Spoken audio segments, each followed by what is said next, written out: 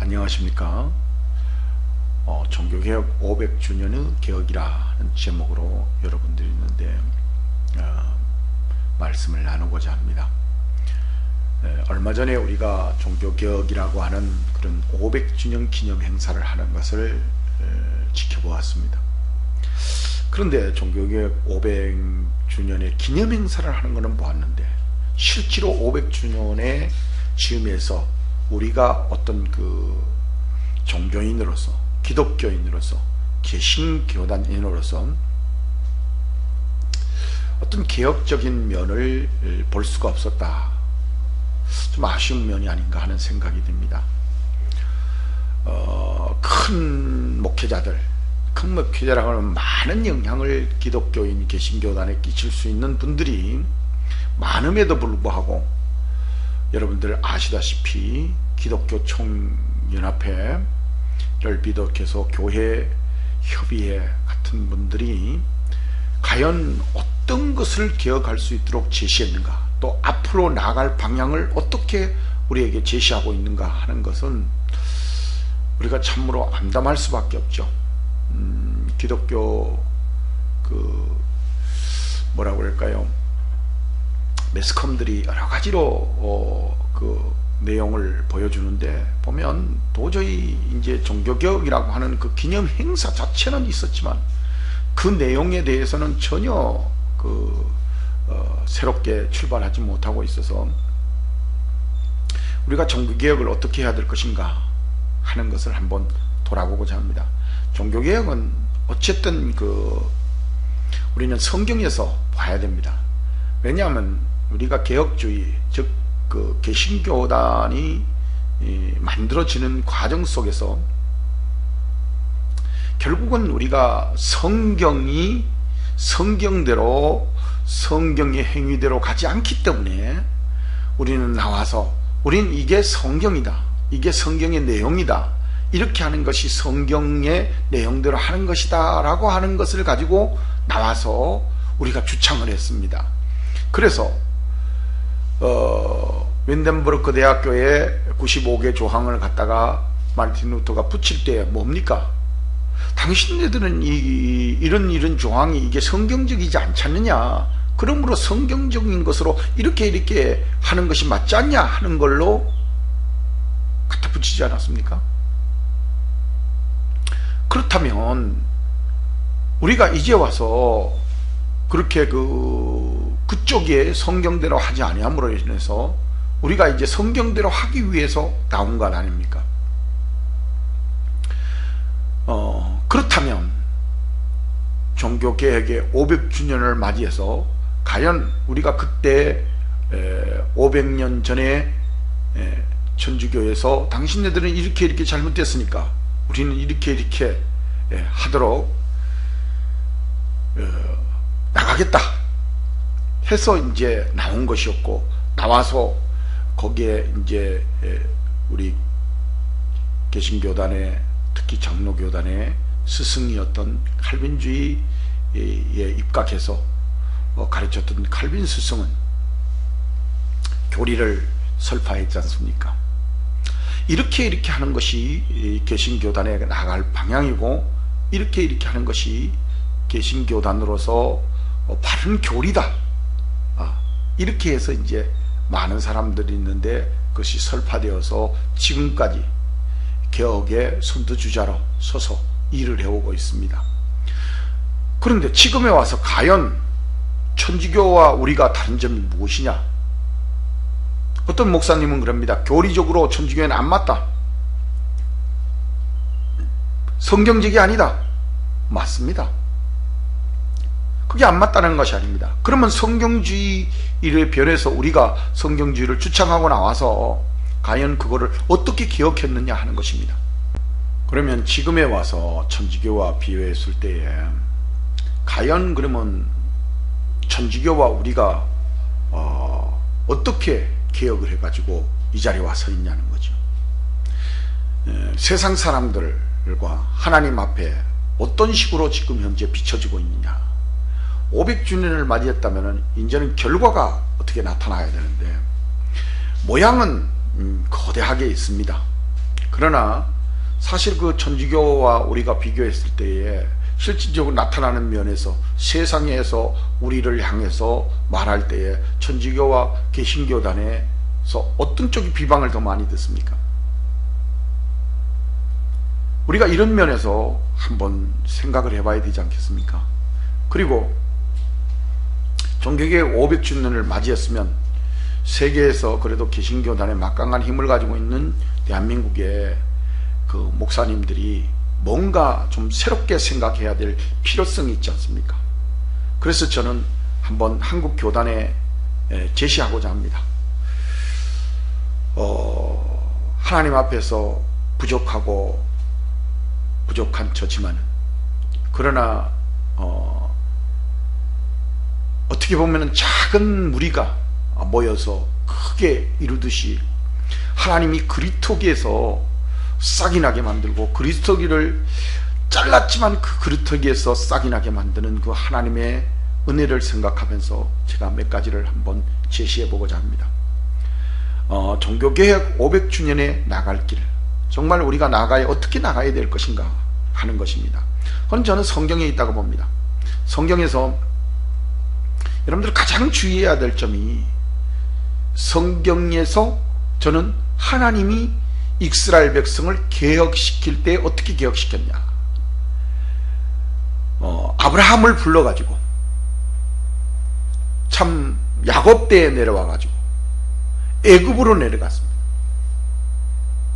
애굽에 내려가가지고 그 온갖 고초를 겪으면서 400년이 지난 다음에 이스라엘 백성을 출애굽시킵니다. 데려나옵니다. 근데 하나님 뭐라냐, 젖과 꿀이 흐르는 땅으로 가자 그랬습니다. 그런 것처럼 이제 우리가 하나님의 복음의 자리로 돌아가야 되지 않습니까? 또 누구 말 따나 성경주의로 돌아가야 되잖아요. 근데 성경주의로 어떻게 하면 성경주의로 가는 게 맞냐 이거죠. 지금은 제가 만약에 이런 걸 토론을 한다 그러면 끝도 없을 것이고 서로 분쟁밖에 되지 않는 지금의 형국에 와 있다 이거죠. 그렇다면 제가 여러분들이 있는데 그냥 제 개인적으로 여러분들인데 전하고자 합니다. 한 교단에서 몸을 담고 평생을 목회자로서 일한 사람으로서 저는 말할 수 있는 자격이 있다고 봅니다. 어떤 부족한 면으로 따진다면 뭐 입 밖에도 낼 수 없는 그런 부족한 사람이지만, 그러나 전체의 큰 맥락에서 봤을 때에 저는 제 일생을 여기에다가 바쳤거든요. 못난 사람이지만, 그러나 이제 생애를 마쳐가면서 하나님 앞에 좀 더 나은 봉사의 길이 없을까? 애굽 땅에 있던 우리들이 가나안 땅으로 갈 수는 없을까? 이 생각을 하면서 한번 생각을 해봅니다. 사회에서 먼저 여러분들이 잘 아셔야 되는 게, 역사적으로 볼 때에 인간을 개혁시킬 때 처음에 아담 시대죠. 개인주의였습니다. 가정주의였어요. 그러다가 아브라함 시대에 와서 족장 시대로 변하죠. 그게 거기에서 물론 중간에도 큰 어떤 그런 노화나 이런 어떤 환경이 만들어지죠. 그러나 큰 맥락에서 봤을 때 아브라함 시대로 와가지고는 이제 그 한 부족 국가가 됩니다. 그런데 부족 국가가 되면서 이거를 개혁을 시키기 위해 가지고 하나님이 이 야곱이라는 사람을 통해 가지고 애굽 땅에 들어가죠. 그리고 애굽 땅에 들어가서 400년 동안 곤욕을 받습니다.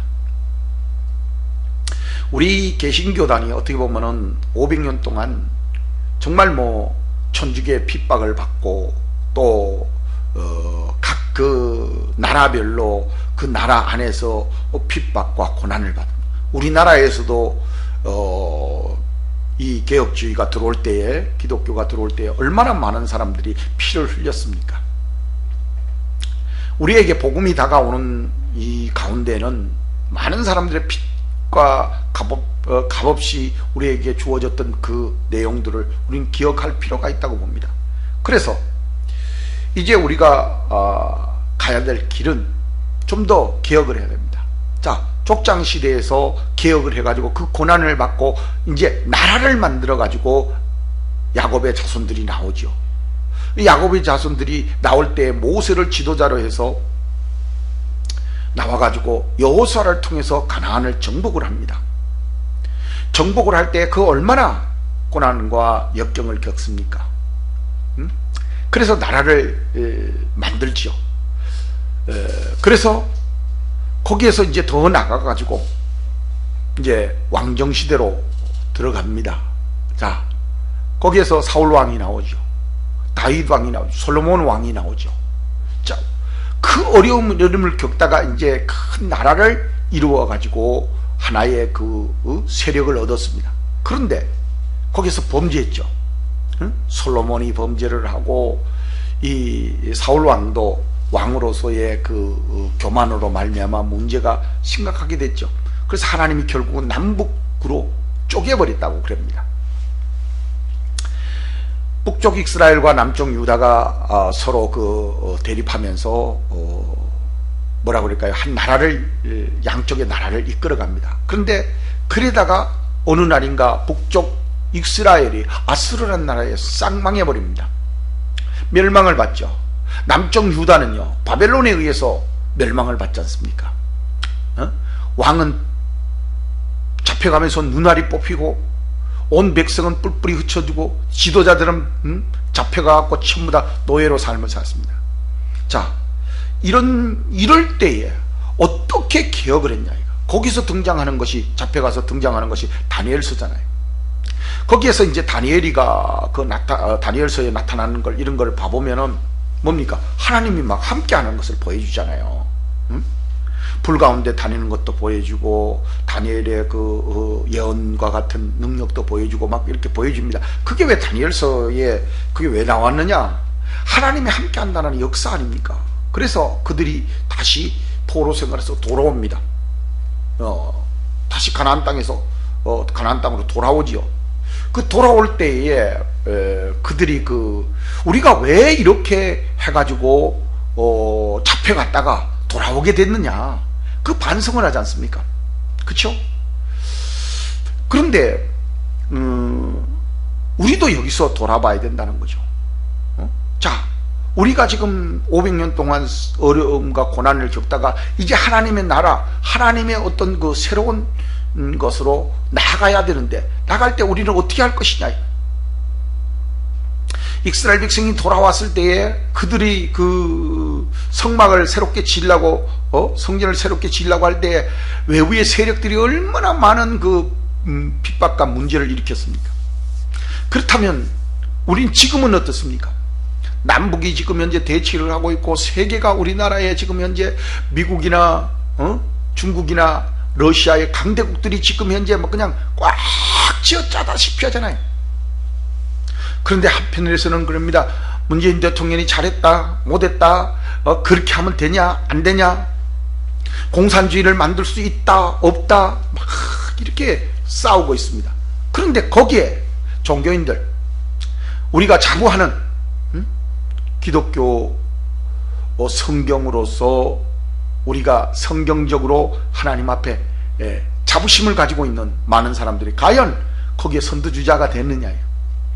전혀요. 그래서 우리는 여기에서 기독교인들이 어떻게 변해야 되느냐 하는 것이 생각해 봅니다. 저는 기독교 목사로서 사회하고 대하면서 참으로 저는 평생을 목회를 하다가 일부 이제 좀 사회하고 물질 관계 때문에 나와서 그런 걸 관리도 하고 이럽니다만은, 밖에 나와서 사회에서 이게 사회 사람들하고 대하면서 제가 놀라운 게 뭐냐, 앞에서 약속을 했는데 돌아서마자 자기에게 불리한 어떤 그 사람이 나타난다든지 자기에게 좀 힘 있는 사람이 나타나면 말을 그대로 바꿔버려. 아, 놀랬어요. 내가 있는데도 거짓말해버려. 도대체가 안 돼요. 그래서 내가 하도 그래서 그 사람인데 물어봤어요. 그러니까 뭐라 그런 줄 아세요? 내가 만약에 그렇게 따라가면 안 된다는 거예요. 왜 안 되냐?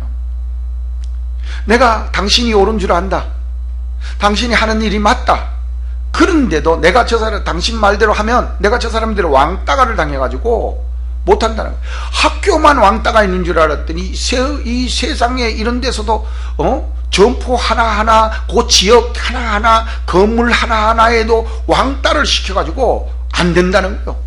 힘 있는 사람이 그냥 왈왈대면은 거기 안 따라가면은 사람이 그냥 거기에서 남지를 못한다. 그러다 보니까 저는 내 주장, 이게 옳다라고 믿는 그것에 대해서 밀고 나가면 당연히 왕따지요. 왕따입니다. 목사로서도 왕따요, 세상에서도 왕따요, 어느 부분에서도 다 그렇게 나가면 지금 왕따입니다. 그래서 성경에서 오죽하면 그렇게 했습니까? 야, 저 나가봐라. 길거리에 가서 공의로 행하는 자 하나만 찾으면 내가 이 성을 살려주겠다. 이 성을. 얼마나 하나님이 공의를 행하는 자가 없으면 그렇게 말씀하셨겠습니까? 정말 눈물이 나도록 찾고 싶더라고요. 어떻게 바른 말을 해줘야 될 사람이 그거는 아니고 이거는 맞다라고 해줘야 될 사람이 뭐라 그랬냐면 중립을 지켜야 된답니다. 중립을. 아유, 참 힘들어요. 너무 힘듭니다. 그런데 이게 목사 세계에서 똑같다는 거죠. 종교인들도 똑같다는 거죠. 왜 그렇습니까? 그래서 제일 먼저 뭘 해야 되느냐? 원칙을 세워야 된다. 기독교인들이 나아갈 길에 원칙을 세워야 됩니다. 원칙이 없는데 뭐를 따라갈 겁니까? 응? 제가 어떤 회의를 하는데 사람이 원칙대로 해야 된다. 그러니까 나보고 그러더라고. 당신 원칙이 뭐냐? 원칙이 뭐냐? 이렇게 묻더라고요. 그래서 내가 원칙이라는 건 따로 있는 게 아니다. 우리가 어떤 모임을 갖기 위해서 모임의 회를 만들고 조직을 만들고 거기에 딸기로 해서 그 회칙을 만들었다면 회칙에 사인을 했잖냐. 그게 원칙이지 뭐냐. 약속이 원칙이다. 우리는 신약과 구약의 약속입니다. 하나님과의 약속이 약속. 사인을 했다. 약속. 우리 대한민국 헌법은 뭐냐? 약속입니다. 대한민국 민주공화국이라고 하는 것, 자유민주주의라고 하는 것. 그래서 얼마 전에 자유자를 빼고 민주주의라 하는 이런 것만 넣는다고 해서 안 된다 그랬지 않습니까? 우리나라 성지를 만들 때에 자유민주주의, 민주공화국이라고 하는 걸 만들었습니다. 이건 약속입니다. 대한민국이 전체를 민주공화국으로 나갈 수 있도록 하자는 것에 이게 약속이라는 거죠. 근데 목사님들도 어떤 규정을 만들어 놨는데 조금 힘센 사람이 옆에 와갖고 하면은 그거 따라갑니다. 참 진짜 답답하지요. 답답해요. 그러면 예수를 왜 믿냐 이거죠. 그럼 나가서 세상에 나가서 하죠. 에? 그러니까 세상 사람들이 목회자가 다 하다라는 소리를 듣지 않습니까? 그런데 지금은 정직하게 지키는 사람이 바보요. 목사도 정직하게 지금은 저런 사람이 저게 목회자가 되어서 맞습니다. 제가 한 번은 문제가 있어서 이거를 갖다가 바르게 세우려고 목사님 여기 동의하십니까? 그러니까 맞대. 그러면 목사님 사인해 주십시오. 못하겠대요. 잘못은 문제가 있는 건 알지만 그걸 가지고 사인을 해서 자기도 그게 아니라는 걸 밝히기는 못하겠다는 거죠. 목회자들이 이 정도입니다. 그럼 목사입니까? 예, 이것도 맞을 수 있고 저것도 맞을 수 있습니다. 그렇다면 우리는 종교개혁을 맞이해서 우리는 하나님 믿는 것이 이렇다, 장로교단은 이렇게 믿는다, 개혁주의는 이렇게 믿는다라고 하는 어떤 약속을 가졌습니다. 그래서 장로교단은 헌법이 있지 않습니까? 신조가 있지 않습니까? 교리가 있지 않습니까? 그런데 그 교리와 그 모든 걸 다 뺏겨쳐버리고 그렇게 하면 사람이 안 모인대요. 교인들이 안 모인답니다. 요새 그렇게 고리타분해가지고 교회가 어떻게 되냐는 거죠. 그러면 장로교단의 강판을 왜 붙입니까? 그럼 자기 임의대로 다른 교단의 이름을 붙여야 되죠. 자기가 하고 싶은, 자기가 그런 게 뜻대로 가고 싶으면 붙여야 돼. 근데 장로교단이 이름을 붙이고 장로교단은 안 하고 자기 멋대로 하는 거죠. 그러니까 이단들이 장로교단의 교단, 대한예수교 장로의 이름을 떡 붙여가지고 장로교단의 흉내를 내는 겁니다. 그래도 저 사람들 제재할 방법이 없어요. 왜? 교리가 없고 내용이 없고 기준이 없는데, 그 사람들도 그 사람 나름대로 대한예수교 장로이고 우리도 우리 나름대로 대한예수교 장로인데 우리는 따르기 위한 원칙과 기준이 있어요.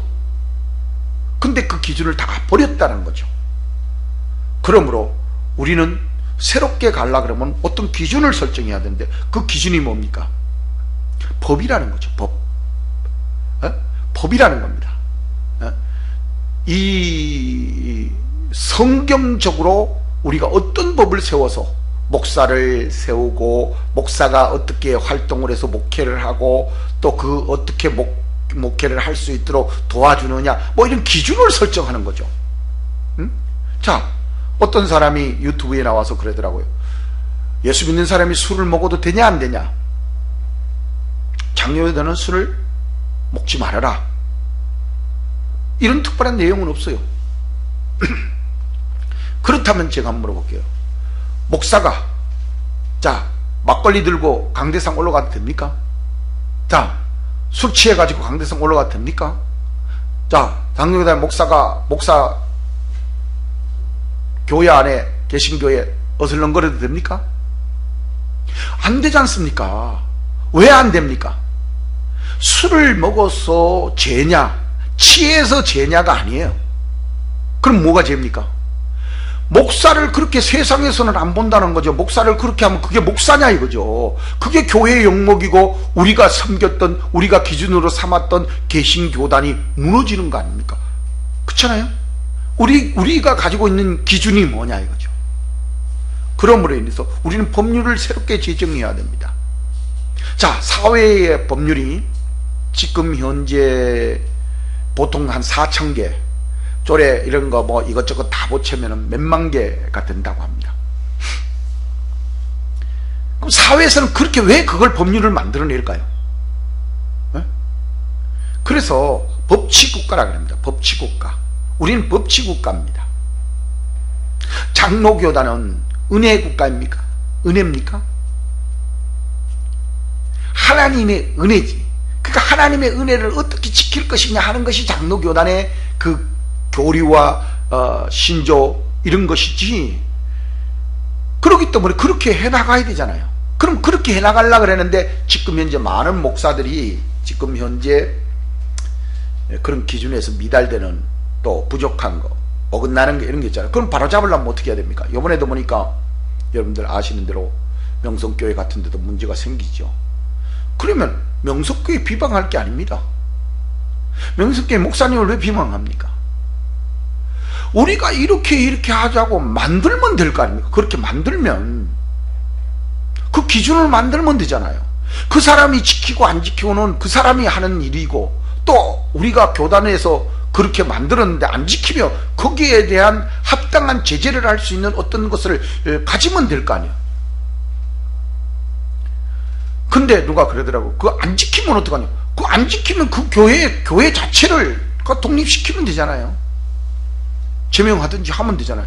그런데 누가 그러더라고요. 그 교회가 나가서 교단 만들까 겁난대요. 이 지금 개신교단 이렇게 그 교단 자체가 교회 하나에 쩔쩔매고 있으면 누가 그거를 막는? 근데 천주교에서 그럽니까? 천주교에서 그래요? 배워야 됩니다. 우린 천주교에서 나왔어요. 천주교가 잘못됐다 그래서 성경대로 안 한다 그래서 나왔던 사람입니다. 그런데 반대로 천주교만도 못하지 않습니까? 지금 어떤 부분에서는. 그렇다면 천주교의 좋은 점은 받아들여서 우리가 개신교단의 그런 제도와 환경을 만들어야 되죠. 좋은 거는 받아들여야 되잖아요. 그래서 종교개혁 500주년을 받아들여서 지금 개혁할 게 뭐냐? 우린 새롭게 나아갈 방향을 법률로 정하는 거죠. 우리 이렇게 해서 나갈 것이고, 목회자를 이렇게 만들 것이고, 학교를 이렇게 만들 것이고, 환경을 이렇게 만들 것이고, 그래서 그런 것을 만들 수 있는 그런 능력 있는 사람을 만들어야 됩니다.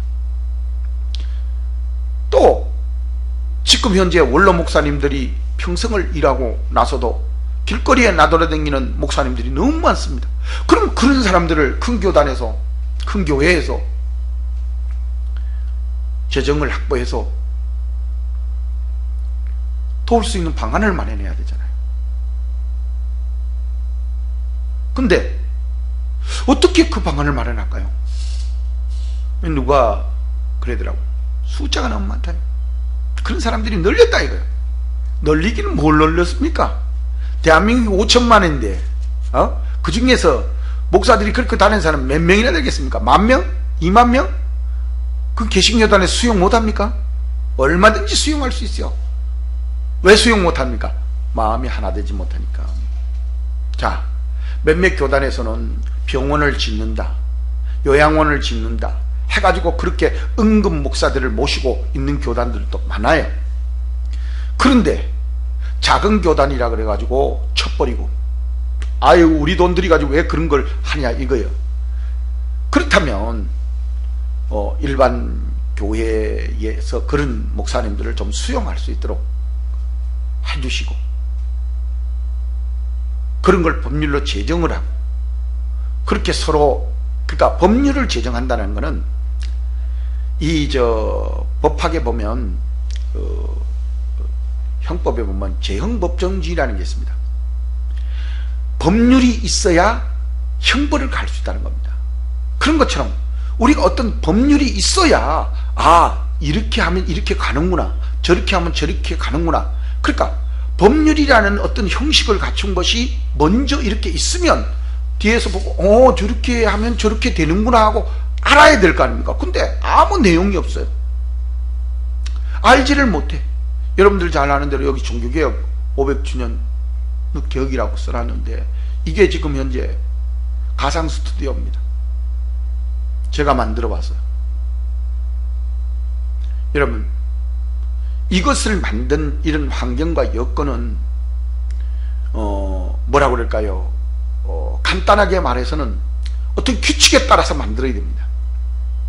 언어적 규칙, 그 기계 언어적 규칙이 있어요. 딱 그래야 이렇게 만들어지는 거 아니에요. 그 언어적 규칙을 안 따르면 이 모양이 안 나옵니다. 모르는 사람 보고 만들으라 그러면서 이거 만들어지나? 안 되잖아요. 그렇다면 이걸 만들려면 이 규칙을 따라야 되는 것처럼, 우리가 개신교단에 어떤 걸음을 걸으려면, 장로교단에 어떤 걸음을 걸으려면 거기에 맞는 규칙과 규정이 있어야 되잖아요. 자, 여러분들 지금 현재 있는 많은 목사님들 속에서도 그러죠. 우리 김진홍 목사님도 보면은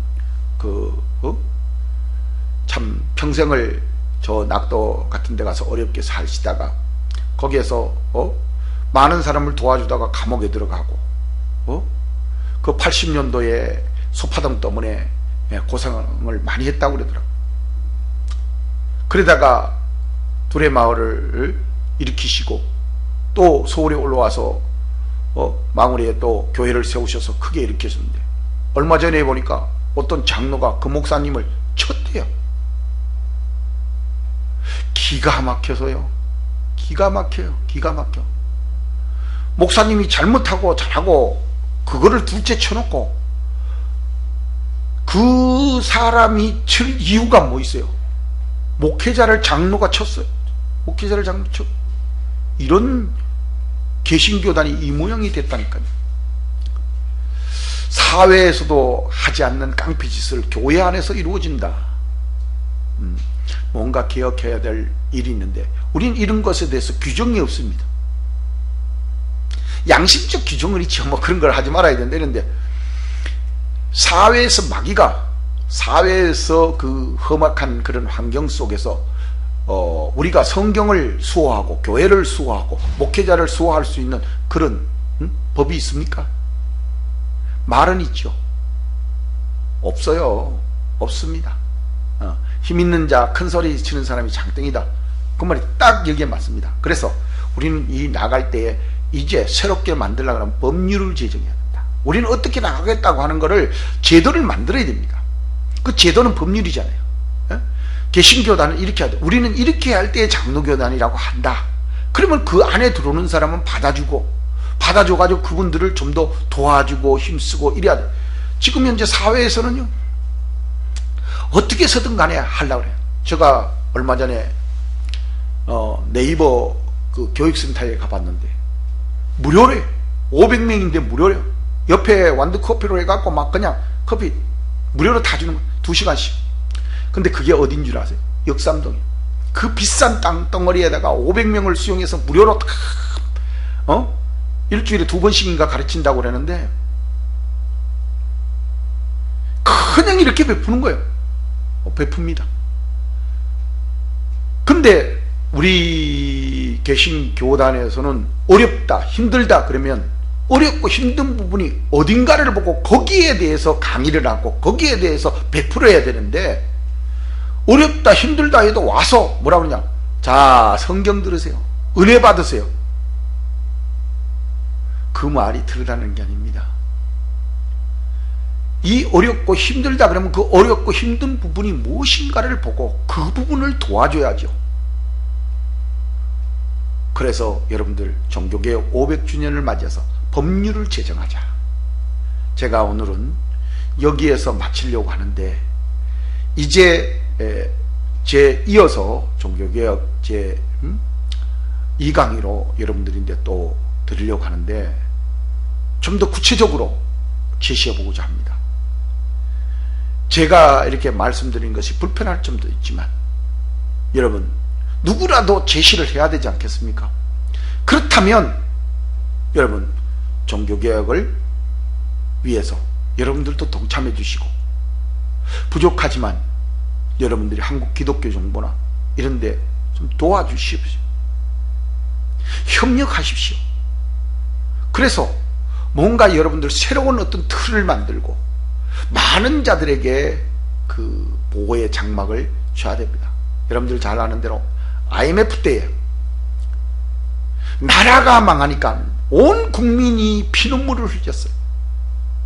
많은 사람들이 그것 때문에 자살을 했어요. 그런 것처럼 이 틀이라고 하는, 대한민국 틀이라고 하는 게 얼마나 중요하냐. 그렇다면 여기에서 우리가 좀 더 봐가지고 개신교단이라고 하는 이 틀이 얼마나 중요하냐. 개신교단이라고 하는 이 장로교단이라고 하는 이 틀을 잘 만듦으로 해서 많은 사람이 보호를 받고 많은 사람이 세임을 얻고 많은 사람이 자기 능력과 실력으로 하나님 앞에 봉사할 수 있는 길을 열 수 있다는 것을 잊지 마시기를 바랍니다. 아무쪼록 여기까지 들어주셔서 감사드리며 다음 강의에 꼭 들어주시기를 부탁을 드립니다. 감사합니다.